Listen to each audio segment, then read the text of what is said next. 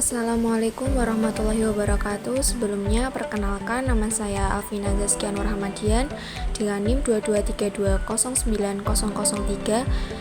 Saya dari program studi D3 Akuntansi Politeknik Negeri Madiun. Di sini saya akan memberikan video pembelajaran mengenai materi tentang kewajiban. Baik, sebelumnya apa sih kewajiban itu? Kewajiban yang biasa kita sebut liabilitas atau utang, menurut akuntansi adalah kewajiban finansial yang saat ini dimiliki perusahaan kepada pihak lain. Kewajiban ini mengharuskan perusahaan mengeluarkan sumber daya untuk melunasi utang atau pembayaran. Nah, kewajiban ini ada dua macam. Yang pertama yaitu kewajiban lancar dan yang kedua yaitu kewajiban tidak lancar. Yang pertama, saya akan membahas mengenai kewajiban lancar. Nah, apa sih kewajiban lancar itu? Kewajiban lancar atau current liabilities menurut PSAK adalah kewajiban yang diharapkan akan dibayar dengan menggunakan aktiva lancar atau dengan menciptakan kewajiban jangka pendek lainnya. Ataupun pengertian kewajiban lancar yang lain yaitu merupakan kewajiban yang pelunasannya memerlukan penggunaan aset lancar atau munculnya kewajiban lancar lainnya. Dan untuk melunasi kewajiban lancar itu sendiri, perusahaan harus mengelola hubungan antara kewajiban lancar dan aset lancar secara cermat. Nah, selisih antara keduanya disebut modal kerja. Jadi, kewajiban lancar itu memainkan peran yang penting dalam manajemen keuangan perusahaan karena menunjukkan likuiditas. Baik, selanjutnya apa sih ciri-ciri kewajiban lancar itu?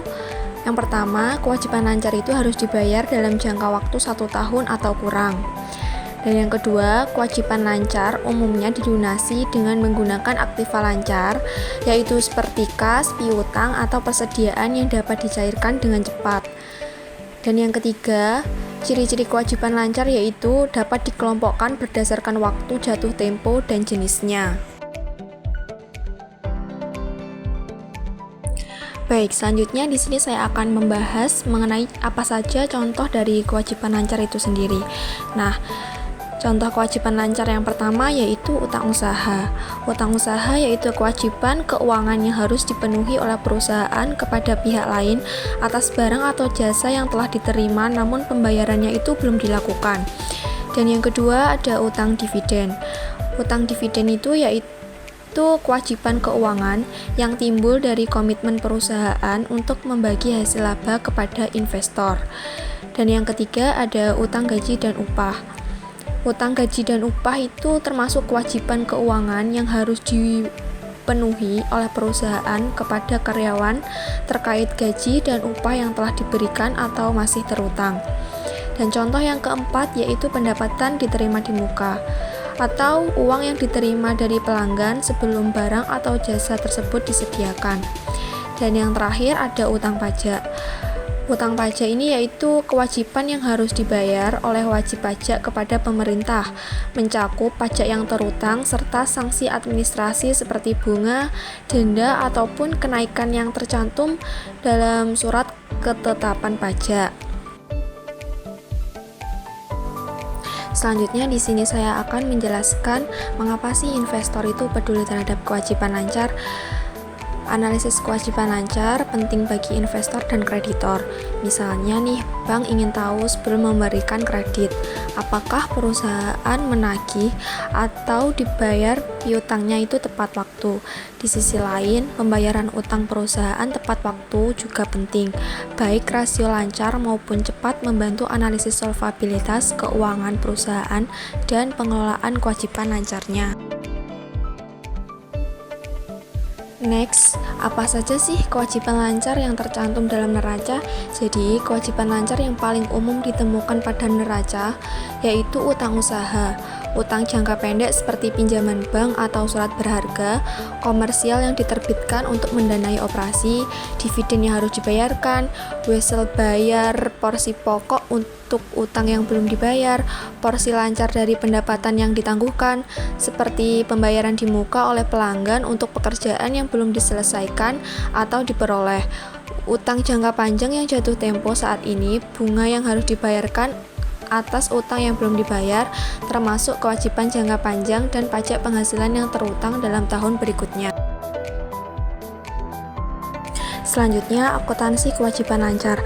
Ketika sebuah perusahaan menentukan bahwa mereka menerima manfaat ekonomi yang harus dibayarkan dalam waktu 1 tahun, mereka harus segera mencatat entry kredit untuk kewajiban lancar. Bergantung pada sifat manfaat yang diterima, akuntan perusahaan mengklasifikasikannya sebagai aset atau beban yang akan menerima entry debit. Misalnya, produsen mobil besar menerima kiriman sistem pembuangan dari vendornya yang harus membayar 10 juta dalam 90 hari ke depan.